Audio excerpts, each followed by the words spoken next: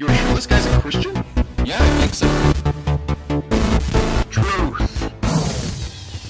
What's going on, people? It is Wednesday. Jesus loves you. My name's Cody, and this is the Christian News Show I do every Monday, Wednesday, and Friday. And not only is it Wednesday, but it's Ash Wednesday, which is the day that kicks off Lent. I think tomorrow I spend way too much money on your girlfriend day, but today starts off Lent. And not all Christians celebrate Lent, but for the next 40 days, many Christians are going to be fasting or sacrificing something. For me, it's going to be soda, and I know many people think that soda's kind of a cop-out, but trust me, if you watch how much Coke Zero I drink, you would understand why I'm fasting soda. The sacrifice is just kind of a way to worship God for the sacrifice that He gave to you, Jesus. But as I said, the day that kicks all of that off is Ash Wednesday, which is today, and if you're in like Indianapolis, you don't need to go to service. Because usually on Ash Wednesday, you have a pastor pray over you at a church service, and then he puts a cross on your forehead with ashes. The ashes are usually made from burning palm leaves from last year's Palm Sunday, which is another church event. And then you spend the next 40 days fasting until Easter arrives. But if you live in Indianapolis and you ain't got time for that, you can go ahead and go to the drive-through Ash Wednesday service.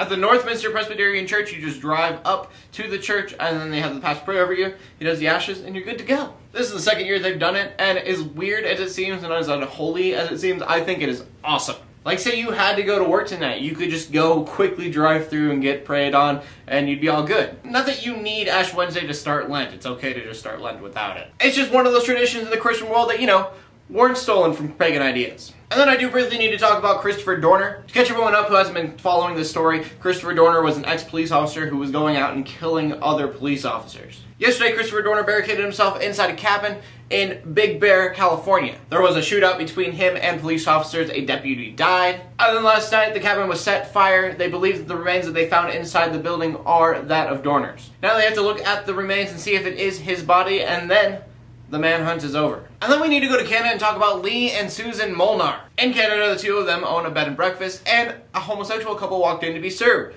said bed and breakfast. The Molnars then pretty much said, no, we don't serve your kind. You can't have our bed and breakfast. And then the gay couple, Sean and Brian, they went ahead and they sued.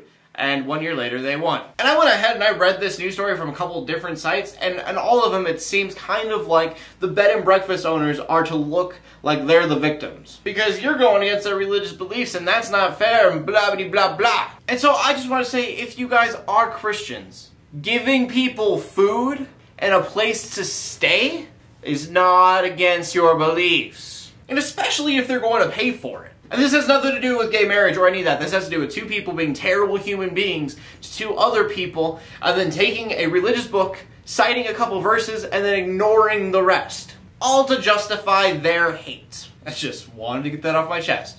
Love one another. And then I really don't know how I feel about this last news story, but for the past 65 years there has been a portrait of Jesus in a Jackson, Ohio school building. But the way that political correctness is now, of course people are wanting it removed from the school saying it has no place there. And I understand, separation of church and state, the painting shouldn't be there in the first place. And I hate the reasoning to keep it there that the school board gave, and that was that the students put it there 65 years ago, and it would be disrespectful to those students. Like, in my mind, I think it would have been smarter to say, oh, it has historic value, we can't get rid of it. I really don't know how any of this works, but that seems to make more sense to me. But the school board has decided they are going to keep it. Of course, people are still angry. I want to know what you guys think. Should a 65-year-old painting of Jesus Christ be in a school? What if you surround it with a bunch of other religious symbols? I know that happened in my school one time, and it all had to get painted over because people freaked. As always, please leave a comment in the comment section below with your answer. Leave a video response if you want to. My name is Cody Armour, bringing the news to the Christian community every Monday, Wednesday, and Friday. In closing, let the haters hate, let the Christians pray. And to everybody, like, subscribe.